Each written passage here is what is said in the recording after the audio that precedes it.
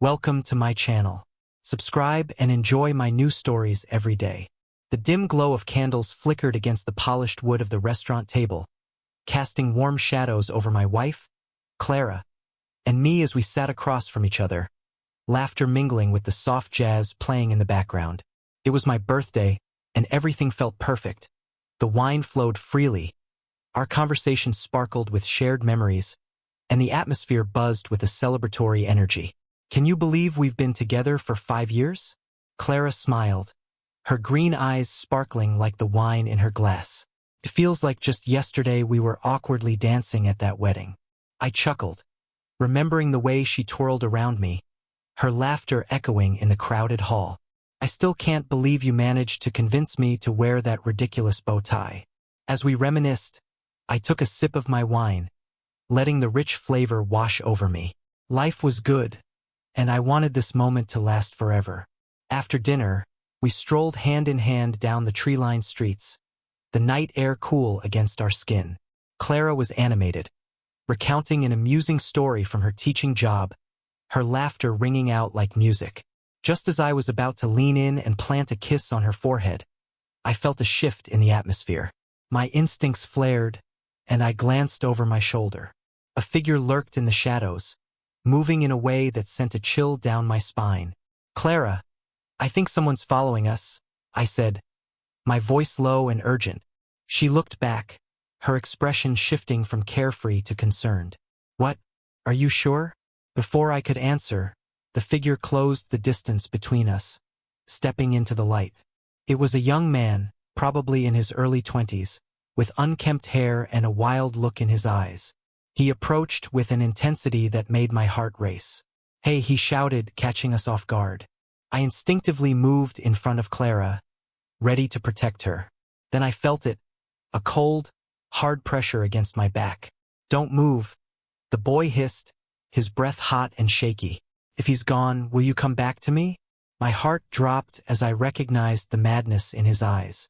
This was Ethan, one of Clara's students, the boy she had cheated on me with. The thought crashed over me like a tidal wave, drowning out the fear of the knife pressed against my spine. "What are you doing?"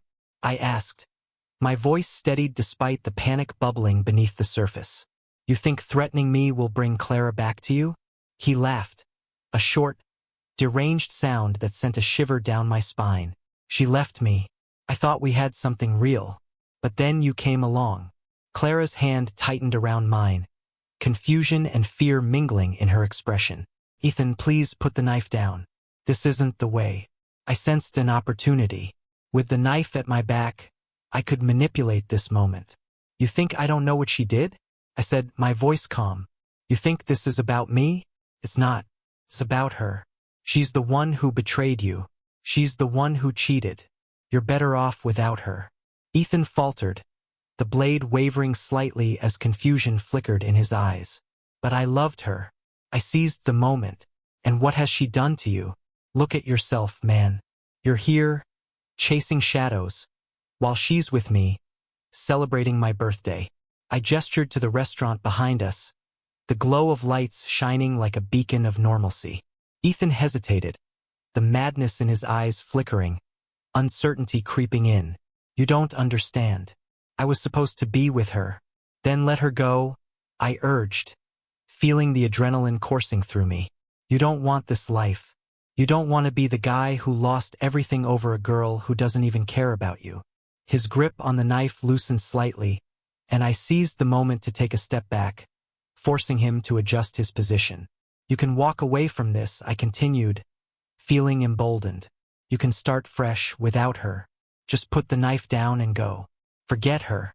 The tension hung in the air, thick and suffocating. For a moment, I felt as if I were walking a tightrope, balancing on the edge of chaos. Clara remained silent, her eyes darting between us as if trying to process the unfolding drama. Ethan's gaze flickered, a mix of anger and confusion crossing his features. "You don't get to decide for me," he spat, but his voice lacked conviction. "No, I don't," I replied, "but I can help you make a choice. Walk away and live your life. Don't let her ruin you, too." Finally, the knife clattered to the ground, a dull thud that echoed in the night. Ethan took a step back, his expression a mix of rage and despair. "You think this is over?" he hissed before turning and sprinting into the darkness. I let out a breath I didn't know I was holding, the weight of the encounter pressing down on me. Clara turned to me, her eyes wide, the fear still etched on her face. "What just happened?" I glanced back toward where Ethan had disappeared. "I don't know, but we need to talk." As we walked home, the music and laughter of the restaurant felt like a distant memory, replaced by the chilling reality of betrayal. I knew this was just the beginning. I had been given a glimpse into the madness that my life had become, and now I was determined to make Clara understand the depth of her betrayal. The night held more darkness than I had anticipated, and I was ready to unleash my revenge. The air inside our apartment feels thick and suffocating as I close the door behind us, the sound echoing in the silence. Clara stands there, her face a mixture of shock and confusion, still trying to process what just happened outside. I can feel the adrenaline still pumping through my veins, and it fuels my determination. "Why didn't you tell me about Ethan?" I demand, my voice rising in volume, anger seeping through the cracks of my composure. "You let me celebrate my birthday while you were hiding this nightmare." Clara takes a step back, her eyes wide. "I didn't think it was serious. It was just a fling, a stupid mistake," she pleads, her voice shaky. "I ended it months ago. Months ago. You expect me to believe that?" I step closer, invading her space, the rage building inside me like a storm. "He followed us tonight, Clara. He's not just some kid you dumped. He's unstable, and you have no idea how far he's willing to go." She looks away, biting her lip, and I can see the guilt washing over her features. "I didn't think he would react like this. He was just a student, and it didn't mean anything to me. You know that. Did it mean anything when you were sleeping with him?" I shoot back, my voice a mixture of hurt and fury. "What did you think would happen? That he'd just let you go without a fight?" Clara's eyes fill with tears. "I was wrong. I made a mistake. But you have to understand, I was young and confused. It meant nothing. Nothing." I laugh, a bitter sound that cuts through the tension. It's not nothing when it involves someone who's still in your life. You don't just get to erase him from your memory because you've moved on. She takes a deep breath, gathering her thoughts, and I can see the wheels turning in her head. "Look, I thought I could handle it. I thought if I ignored it, he would go away. But now I don't know what to do." I run a hand through my hair, pacing the small living room. "What do you mean you don't know what to do? You're the one who created this mess. You need to fix it, not me. Please, can we just sit down and talk about this?" Clara begs, her voice softening. "I never wanted you to find out this way. I was planning to tell you, I swear. I just didn't know how. Tell me how." I turn to face her, my expression hardening. "Tell me how you let it happen. How you could be so reckless with our lives." Her silence speaks volumes, and I can feel my heart race as the anger and betrayal spiral out of control. "You need to understand something," I say, my voice dropping to a low growl.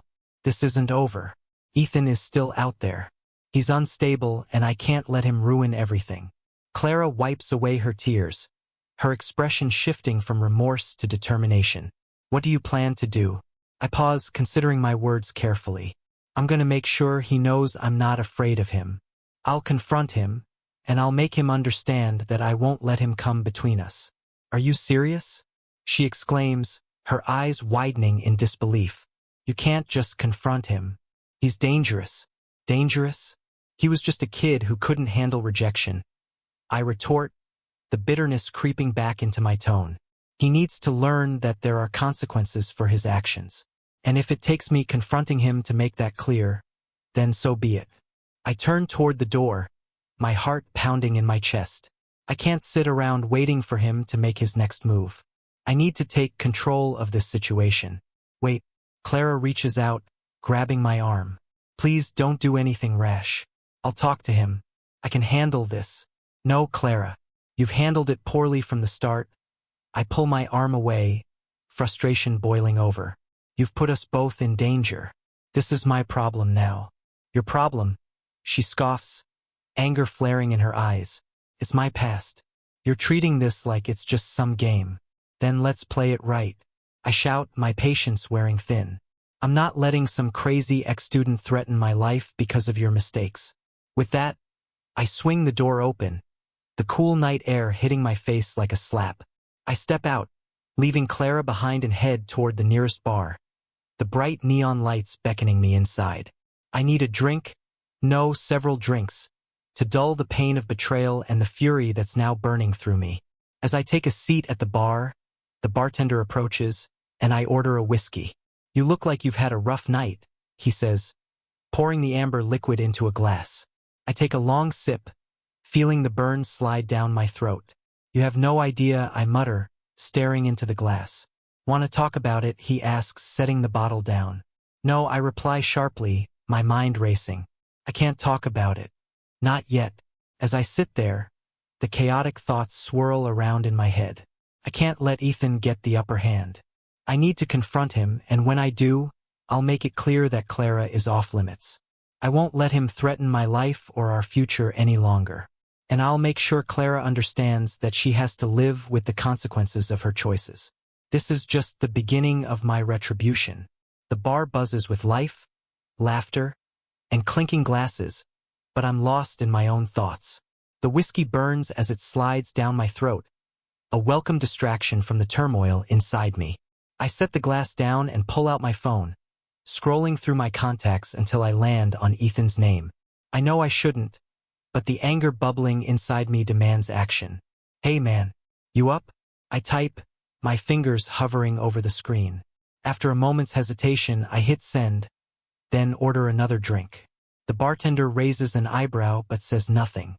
I finish my whiskey and glance around the bar, searching for a distraction.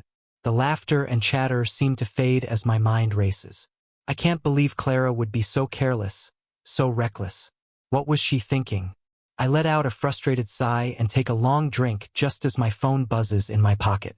Ethan, what do you want? My heart races as I read his message. It's short, terse, and filled with an edge of defiance. I reply, we need to talk. Meet me at the park. The park is a neutral ground, away from the noise of the bar and the shadows of our past. I know it won't be easy, but I'm determined to confront him. I've had enough of running away from my problems. Ethan, fine. I'll be there. I toss back the last of my drink, the warmth spreading through me as I make my way outside.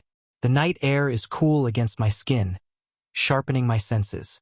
I head toward the park, my heart pounding in my chest with every step.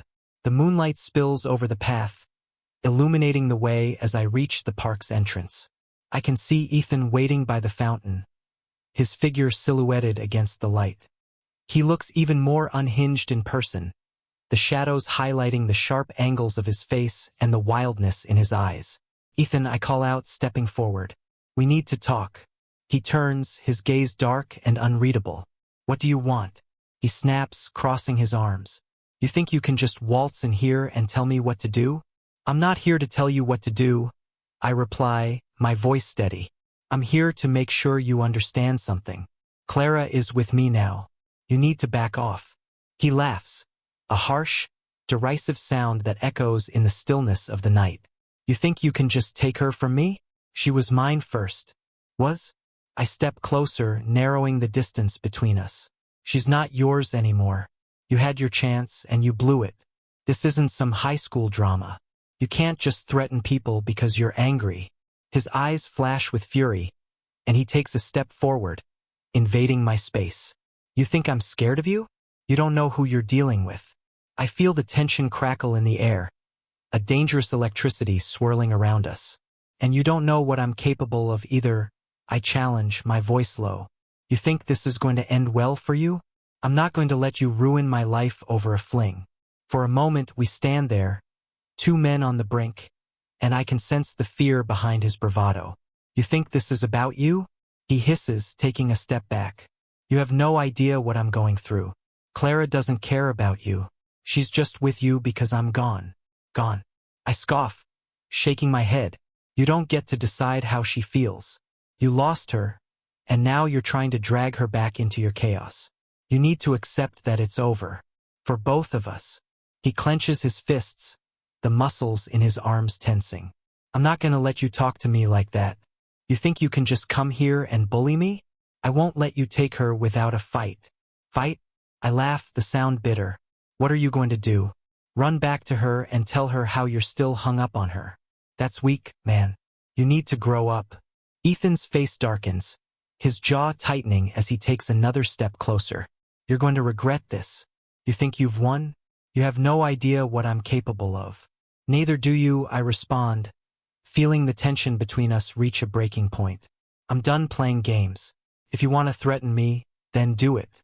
But understand this, I will protect what's mine. Suddenly, the air is charged, and I can feel the heat radiating off him as he takes a deep breath, a dangerous look in his eyes. You think this is over? You have no idea what I'll do next. Then bring it on, I challenge, standing my ground. I'm not afraid of you. With that, I turn to leave, the confrontation hanging in the air like a thick fog. I can hear him breathing heavily behind me, but I refuse to look back. I know this isn't over. It's just the beginning. As I walk away, my heart pounds with adrenaline, a mix of fear and exhilaration flooding through me. I won't let Clara's past dictate our future. I refuse to be a victim in this twisted game. If Ethan thinks he can just walk back into our lives and create chaos, he's sorely mistaken. I have my own plans for him, and I'm determined to see them through. The night isn't just about confronting my past. It's about reclaiming my life. And with every step I take, I can feel the resolve building inside me. I won't let betrayal define me. I'll turn this chaos into my strength. And when the dust settles, I'll be the one standing tall. The days pass in a blur of tension and uncertainty. I can feel the weight of Ethan's threat hanging over me like a dark cloud, and each time my phone buzzes, my heart races with anxiety. Clara seems to sense the shift in the air, but I don't know how to tell her that the stakes have become dangerously high. One evening, after another exhausting day filled with too many thoughts and not enough answers, I decide it's time to put an end to this madness. I pull out my phone and send Clara a message. We need to talk. Tonight. Alone. The response is almost immediate. Clara, what's wrong? Can't we wait until morning? No. Can't wait.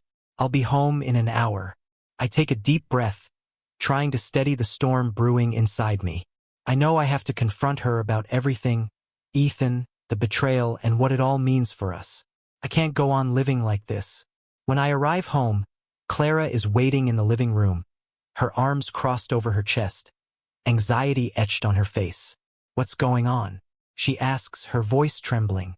Sit down, I command, my tone leaving no room for argument. She hesitates, then slowly lowers herself onto the couch. Clara, I need you to listen carefully, I start, pacing in front of her. I confronted Ethan, and it didn't go well. He's unstable, and I fear he's going to come after us again. What do you mean, come after us? She asks, her eyes widening with fear. I mean, he's not going to just walk away.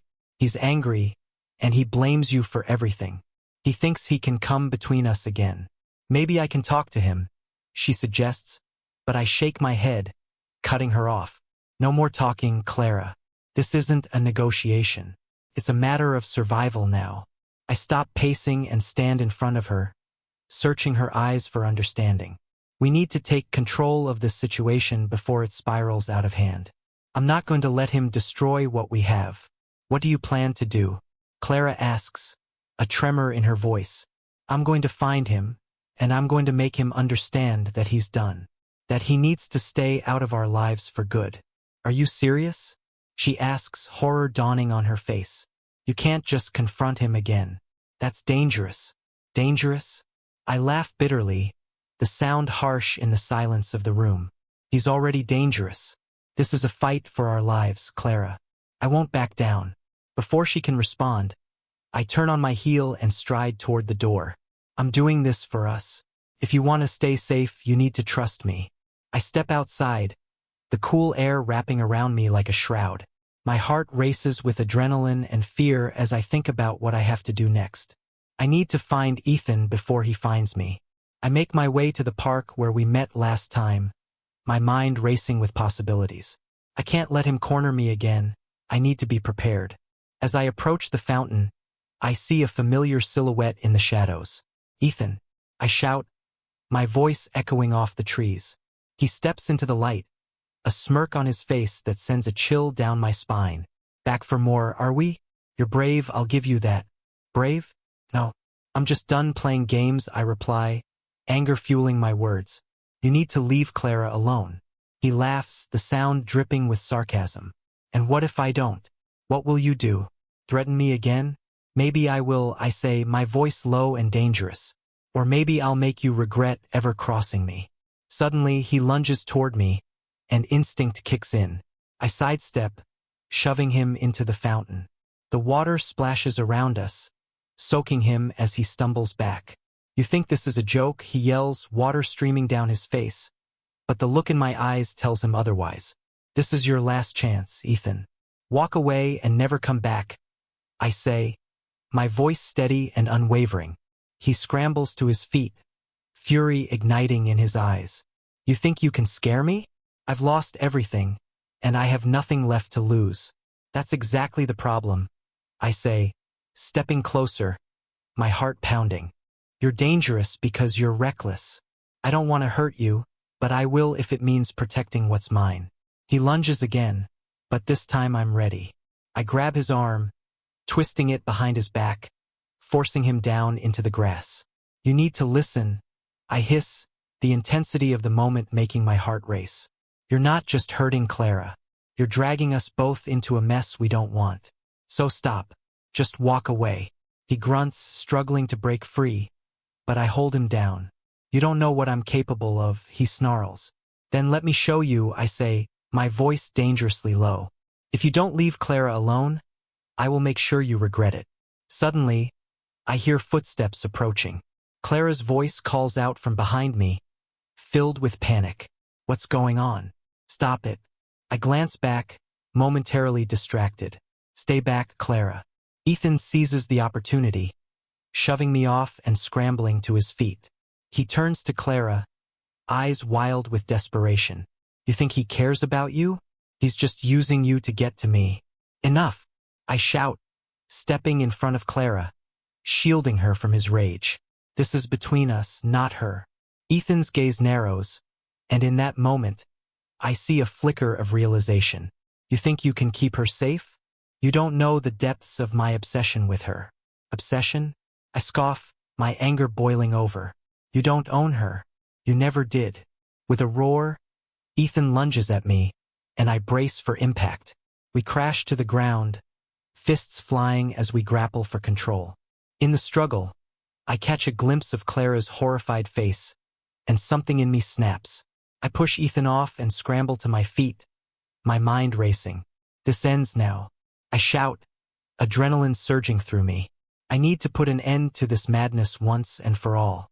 In one swift motion, I grab a nearby branch and swing it at Ethan, narrowly missing his head as he ducks. You're a coward. I yell, my voice echoing in the night. You think you can take her back with threats and violence? You've lost her.